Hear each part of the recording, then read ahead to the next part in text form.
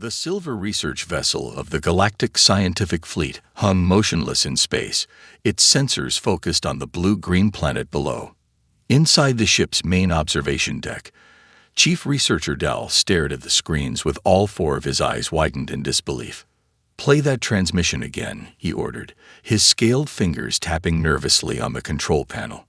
The screen flickered to life, showing a human jumping off a tall cliff with nothing but a rope tied to their legs. Dal's assistant, Rill, made a choking sound. "And they do this for entertainment?" Rill asked, his antenna twitching in distress. "According to their data networks, they call it bungee jumping," Dal confirmed. "And that's not even the most concerning behavior we've documented." The research team had spent the last 3 months secretly monitoring Earth's broadcasts and internet traffic. What they found had thrown the entire galactic scientific community into chaos. Humans, it seemed, deliberately sought out dangerous situations for something they called fun or thrills. Their confusion only deepened when they detected an approaching spacecraft leaving Earth's atmosphere. It was primitive by galactic standards, but its pilot was attempting maneuvers that their best computers classified as suicidal. "Should we establish contact?" Rill asked nervously. Before Dal could respond, the ship's communication system crackled to life. The human pilot had spotted them. "Unknown vessel, this is test pilot Tom Cooper of Earth Space Agency. I notice you folks have been hanging around our orbit for a while. Thought I'd come up and say hello." The casual greeting, delivered while the human spacecraft performed what should have been impossible aerial acrobatics, perfectly summarized everything that confused them about humans. Dal followed first contact protocols, introducing himself and his research vessel. To his surprise, Tom seemed completely unfazed by meeting aliens for the first time. In fact, he seemed excited. "Well, isn't this just the coolest thing ever?" Tom's voice crackled through the comm. "Mind if I dock with you? I've got about 2 hours of oxygen left, and I'd love to meet you in person." Dal and his crew exchanged worried looks. Their sensors showed Tom's spacecraft wasn't even properly shielded for deep space travel. By their standards, he was basically flying through space in a tin can. "That would be extremely dangerous," Dal replied carefully. "Your ship's safety systems are minimal." Tom's laughter filled the communication channel. "Oh, don't worry about that. I've done riskier things. Did I mention I used to be a freestyle skydiving instructor?" The research team watched in horror as Tom's spacecraft smoothly aligned with their docking port, executing a perfect landing despite using technology that belonged in a museum. As the airlock cycled, Dal realized that their first official contact with humanity perfectly demonstrated why their species was simultaneously fascinating and terrifying. Humans didn't just ignore danger. They embraced it with open arms and a smile. The airlock doors opened, and Tom stepped through, grinning widely. "So," he said, looking around with obvious delight, "who wants to hear about the time I went volcano surfing?" Dal knew right then that the Galactic Council was going to need a completely new classification system for humans. The observation team watched their monitor screens in horror as Bob, a human extreme sports enthusiast, jumped off the side of a mountain wearing nothing but a special suit with wing-like flaps. "Record this," Senior Observer Cax ordered, his silver scales trembling. "The Council needs to see what these creatures do for entertainment." Their ship, hidden in clouds above Earth's surface, had been monitoring human behavior for the past 3 days. After first contact with test pilot Tom last week, the Galactic Council wanted to know if humans were stable enough to join galactic society. So far, the answer was a resounding probably not. "Sir," Junior Observer Rill called out, "the humans in Australia are doing it again. They're wrestling with those large predators they call crocodiles." Cax glided over to Rill's screen. "Are they being forced to do this?" "No, sir. According to their information networks, it's called a tourist attraction." The observation team had learned many strange things about humans. They seemed to actively seek out danger. They climbed frozen waterfalls, jumped out of perfectly good aircraft, and raced vehicles at speeds that made no logical sense. New data incoming. The ship's AI announced. A human eating establishment called Dave's Super Spicy Challenge is offering prizes to anyone who can consume their newest creation. The team watched as humans voluntarily ate food containing chemicals that would be classified as weapons on most civilized worlds. The humans were crying, their faces were red. And yet, they were laughing. "I don't understand," Rill said, scratching his head with one of his tentacles. "Why do they do these things?" "For fun," Cax replied, still struggling with the concept, "and something they call social media likes." Their confusion only grew as they observed more human activities. A group in Spain was running from large horned animals through city streets. Somewhere in New Zealand, humans were rolling down hills inside transparent spheres. In Canada, people were jumping between trees suspended hundreds of feet in the air. "Sir," the ship's medical officer reported, "I've analyzed their biology. Nothing explains this behavior. They're not particularly strong, fast, or durable compared to other species. They're just remarkably willing to risk their lives." Cax was preparing his daily report when the screens lit up with a new alert. A human research facility was testing experimental rocket fuel combinations. "Surely their scientists must be more rational," Rill said hopefully. They watched as the human scientists mixed highly volatile compounds, while taking bets on what color the explosion would be. "Add this to the report," Cax sighed. "Even their intellectuals display concerning levels of risk-taking behavior." As Cax finished his report to the council, he watched a human child learning to ride a two-wheeled vehicle. The child fell repeatedly, but kept getting up, laughing each time. "Final assessment," he dictated. "Humans appear to lack basic self-preservation instincts. They actively seek out dangerous situations for recreation. Most concerning of all, they appear to be teaching these behaviors to their young." He paused, then added, "However, their persistence and resilience are remarkable. Perhaps what we see as insanity is something else entirely." The screens flickered with new footage. Humans were now trying to surf on active volcanoes. "Though probably not," Cax concluded wearily. The emergency meeting of the Galactic Council wasn't going well. Holograms of destroyed ships and burning planets filled the chamber as Admiral Rex described their latest defeat. "The enemy's weapon systems are unlike anything we've seen," Rex said, his tentacles drooping with exhaustion. "They've destroyed 3 more defense fleets this week alone." Jack stood in the corner, watching the council members argue. After 6 months studying humans, he'd been called back to report on Earth's potential military value. Most council members still thought humans were too unstable to trust with advanced technology. "Their ships are immune to our standard tactics," another admiral complained. "They predict every move we make before we make it. They're too logical, too calculating." Jack's antenna twitched as an idea formed. "Maybe that's exactly why we need the humans," he said, stepping forward. "They're the opposite of logical." The council chamber fell silent. Head counselor Mar turned all 3 of his eye stalks toward Jack. "Explain." "I spent months watching humans," Jack said. "They do things no sane species would consider. They have a saying, 'crazy enough to work.'" He quickly connected his data pad to the main display, showing videos of human activities. Base jumping, freestyle rock climbing, experimental aircraft testing, all the things that had horrified him initially. "Look at how they think," he continued. "When faced with a wall, most species either stop or look for a door. Humans, they'll try to run up the wall, blow it up, or somehow convince gravity to take a coffee break. That's exactly why they're dangerous," one council member shouted.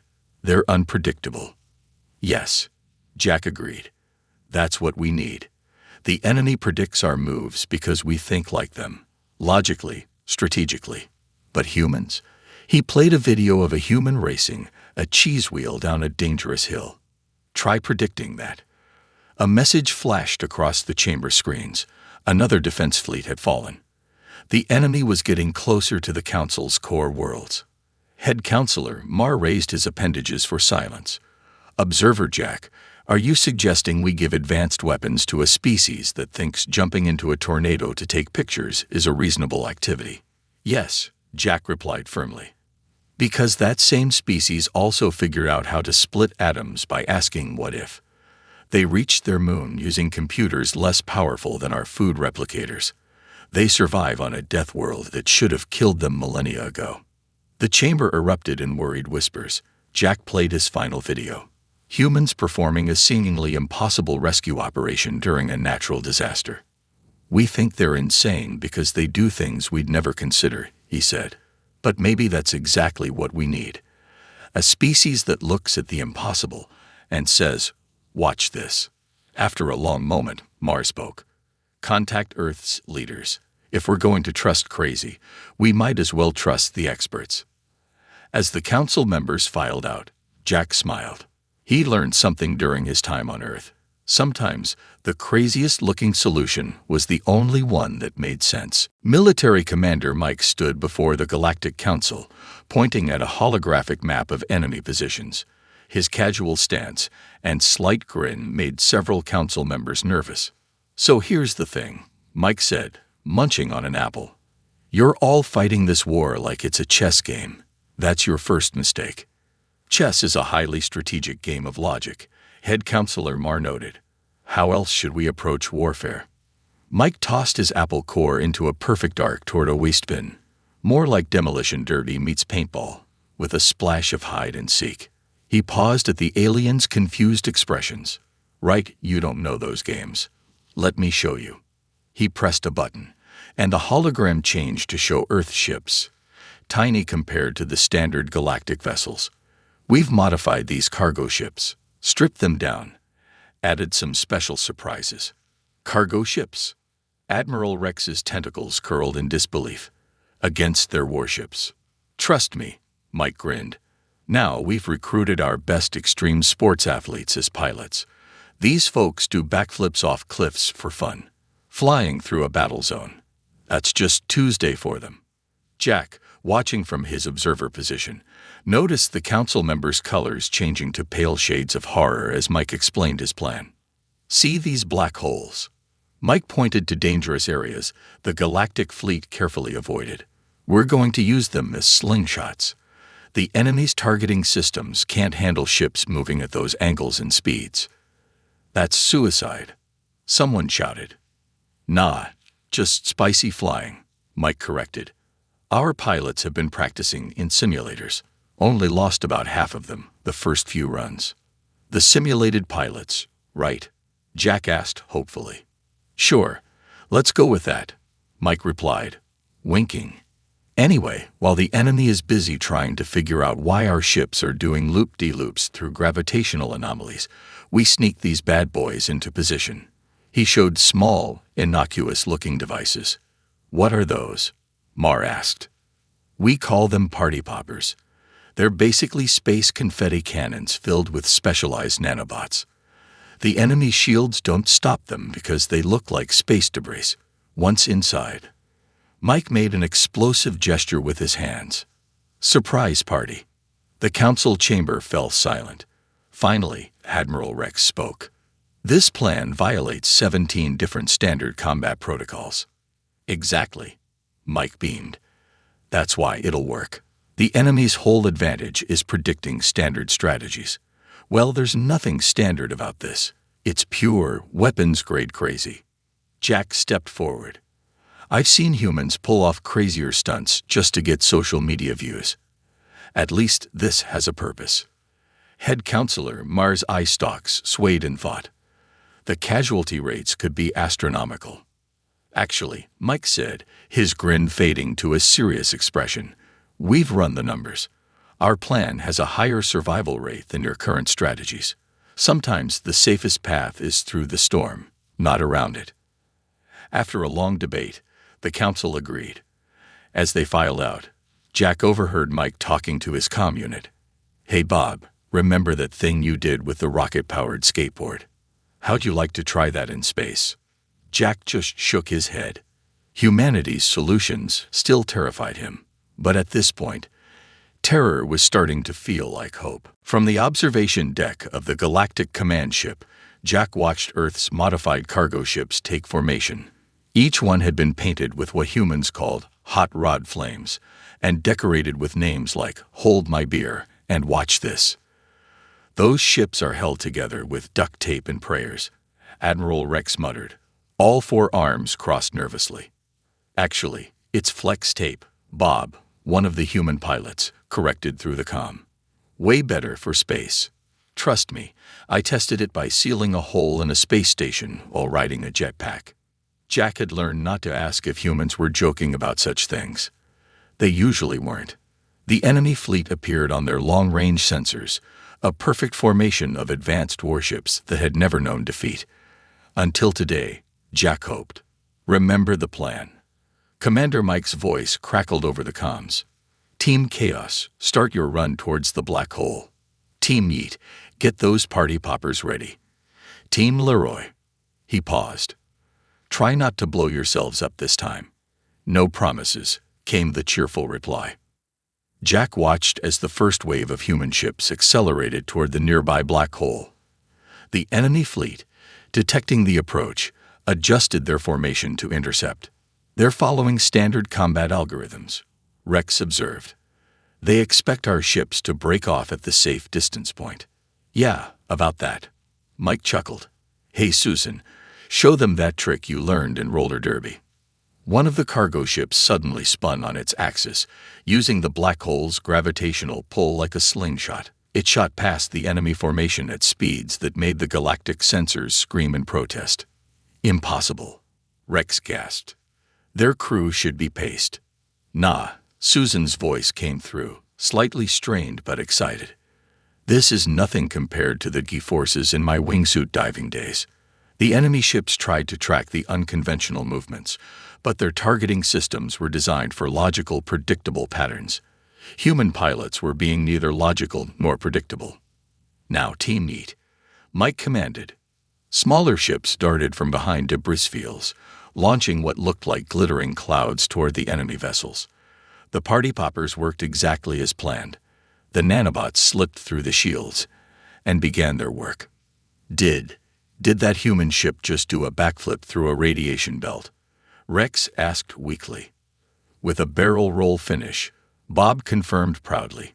Stick that landing, Jerry. One by one, enemy ships began shutting down as the nanobots infiltrated their systems.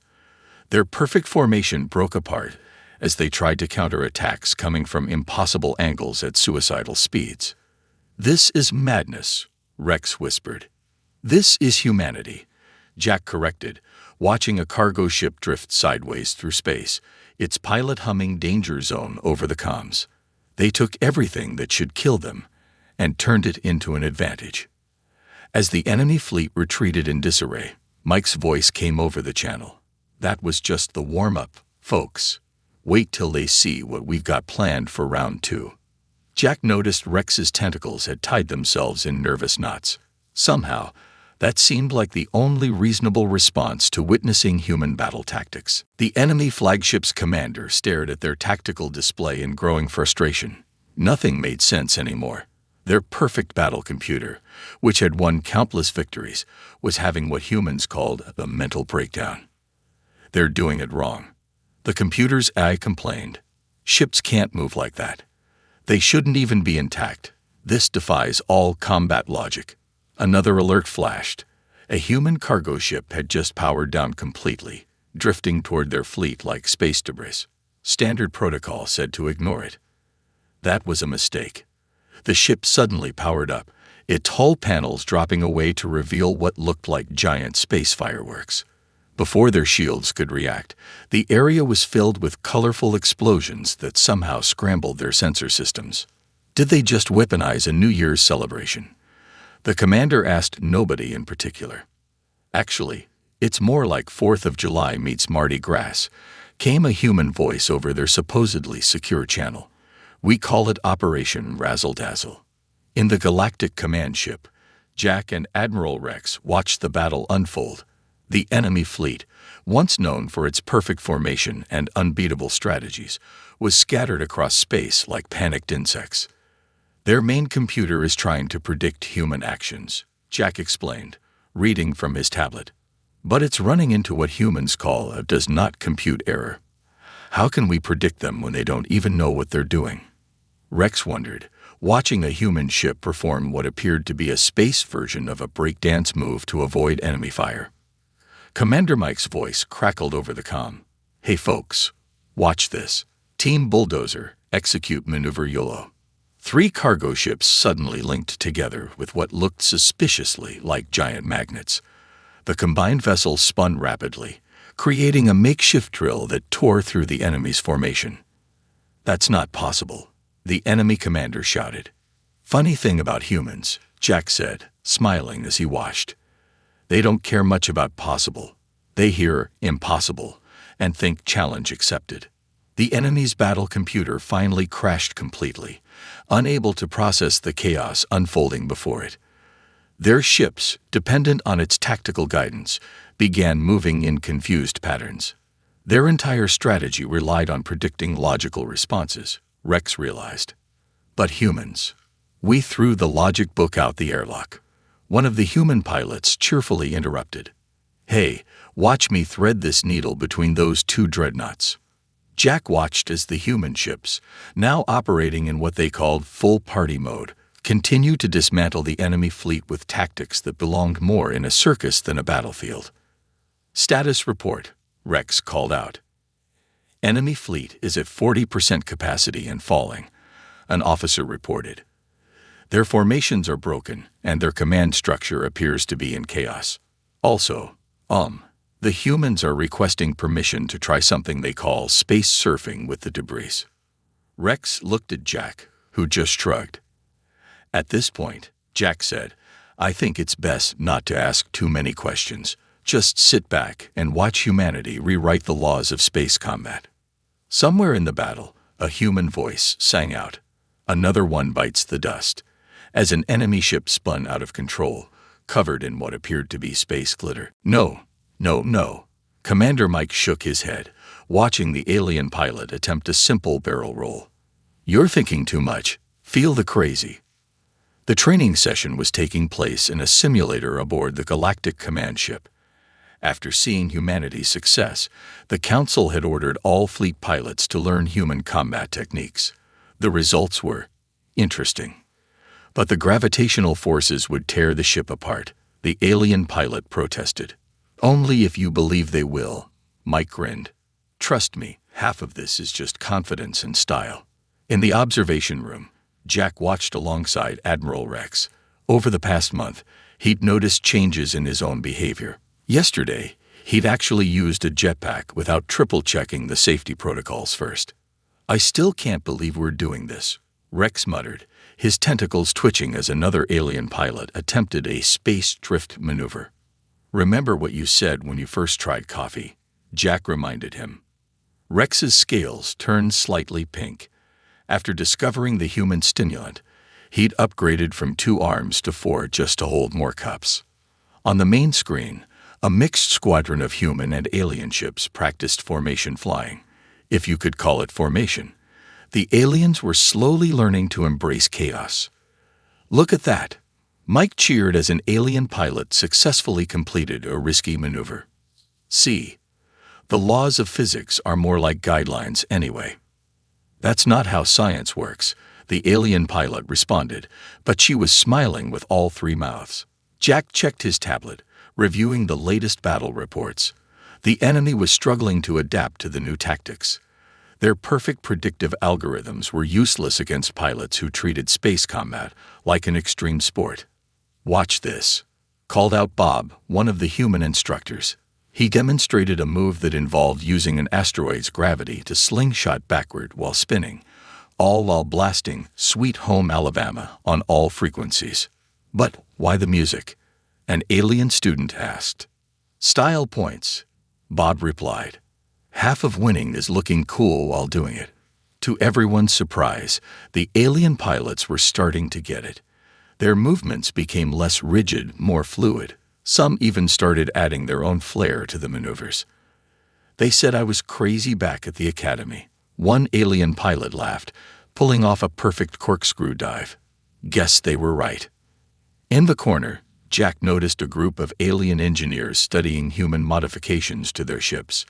They were particularly fascinated by something humans called nitro boosters. Remember, Mike addressed the class. The enemy expects you to be logical. They expect you to follow proper space combat protocols. So what do we do? Yeet the protocols. The class shouted back, aliens and humans together. Rex leaned toward Jack. I still don't know what yeet means. Neither do I, Jack admitted. But I've learned that's part of the beauty of human methods. You don't have to understand it. You just have to embrace it. As if to prove his point, an alien pilot zoomed past the window outside, their ship trailing sparklers while playing what humans called dubstep. We've created monsters, Rex sighed. No, Jack corrected, watching the chaos with pride. We've created warriors who aren't afraid to be crazy anymore. Are you absolutely sure about this? Head Counselor Marr asked, all three eye stalks focused on Commander Mike. The holographic display showed their final battle plan, and it was the most insane thing the Council had ever seen. Nope, Mike replied cheerfully, munching on a hot pepper. And that's exactly why it'll work. The combined human-alien fleet faced the enemy's last stronghold, a massive space station orbiting a dying star. The enemy had withdrawn their remaining forces there, thinking the unstable star would provide perfect protection. They expect us to be careful around that star, Mike explained. So naturally, we're going to blow it up. You want to create a supernova, on purpose? Jack asked, though he already knew the answer. He'd been around humans long enough now to expect the unexpected. Technically, we're going to ride the supernova, Bob corrected, showing a simulation. The enemy's predictive computers will literally explode trying to calculate this one. The plan was pure human insanity. Trigger the star's collapse, use the gravitational waves to boost their ships to impossible speeds, and hit the enemy station from all angles simultaneously while surfing the edge of a supernova. My ship's AI is already crying, an alien pilot commented, but she was grinning with excitement. Admiral Rex, now sporting 5 coffee cups, he'd grown an extra arm, checked the final preparations. The fleet was a bizarre mix of modified ships, some painted with flames, others covered in glitter, all armed with what humans called space sass. Fleet positions ready, Rex announced. Though I still think the conga line formation is unnecessary. Trust me, Mike winked, style is half the battle. The attack began with what humans called a flash mob approach. Half the fleet appeared to break down, drifting harmlessly. The other half started playing different Earth music on all channels, completely confusing enemy sensors. Now, Mike commanded, Operation Supernova Surfer is go. The broken ships suddenly sprang to life, launching specialized charges into the dying star. The enemy, following logical protocols, moved to intercept, exactly as planned. Cowabunga! Bob yelled, a phrase Jack still didn't understand, but had learned to associate with imminent crazy success. The star collapsed, and then expanded spectacularly. The enemy's computers, trying to calculate safe vectors, crashed immediately. Their ships froze, stuck in standard protocols while the human-led fleet did the impossible. Riding the wave of the supernova, the combined fleet spiraled through space in patterns that defied physics. Ships spun and twisted, their crews protected by what one human engineer had called anti-splat devices, officially renamed for the alien commander's comfort. This is madness, the enemy commander transmitted. No, Jack replied over the channel. This is graduation day. We learned from the best.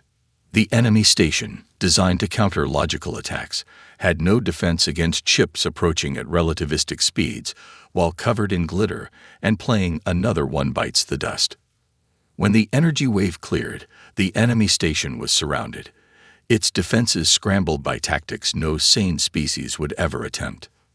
We surrender, the enemy commander announced, sounding both terrified and confused. We surrender to whatever this is.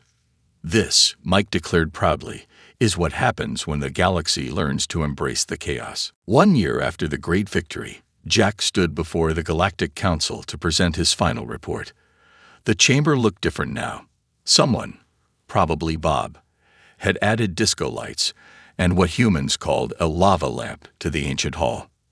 In conclusion, Jack said, trying not to smile as head counselor, Mars sipped from a cup labeled World's Craziest Counselor. We need to officially update our species classification system. The holographic display showed his proposed changes. The traditional scale of civilizations, once based purely on technological advancement and logical development, now had a new axis: controlled chaos capability. Humanity defies our old understanding, Jack continued. They show us that progress isn't just about careful, logical steps. Sometimes you need to take a running jump while yelling, "Watch this." Commander Mike, now the head of the new Galactic Defense Training Program, stood up. Last week, we had a Zalaxian battle cruiser successfully perform a move we call the space handstand. Their entire species used to get motion sickness from regular space travel. The council chamber erupted in cheerful chaos, a phrase that would have been considered an oxymoron just a year ago. Admiral Rex, now sporting 6 arms, apparently coffee wasn't enough. He'd discovered energy drinks, pulled up the latest fleet statistics. Combat effectiveness is up 300%, Rex reported, though we're spending significantly more on glitter and paint for the ships. Worth it, several voices called out. Jack switched the display to show the new Galactic Defense Academy. The training grounds looked more like an amusement park than a military facility. New recruits learned combat maneuvers through what humans called parkour in space, and ship designers were required to spend time on roller coasters for inspiration. But most importantly, Jack said, we've learned that what we once considered insanity was actually innovation waiting to happen. Humans taught us that the best defense isn't perfect prediction. It's perfect unpredictability. The Council voted unanimously to create a new classification, Controlled Chaos Species. Earth was listed as the prime example, with a special note: approach with enthusiasm and a strong stomach. As the session ended, Bob rushed in excitedly. Hey, who wants to try the new training program? We've combined skydiving, zero-gravity dancing, and tactical operations. Several council members, who a year ago would have fainted at the idea, eagerly volunteered. Jack watched them leave, then checked his personal tablet. His latest thesis, The Evolutionary Advantages of Being Batch * Crazy, had become the most downloaded paper in galactic history. Though most species still couldn't understand why humans considered "hold my beer" to be valid last words. You know, Mike said, joining him at the window overlooking the spaceport, where ships now performed regular aerial ballet shows. They still think we're crazy. We are, Jack replied, adjusting his new jetpack. We're just the right kind of crazy. Now, want to help me test this new zero-gravity obstacle course? Mike grinned. Did you add the flaming hoops like I suggested? Obviously, Jack said. What's the point of defying death if you don't look cool doing it? Somewhere in the background, another alien species discovered coffee for the first time.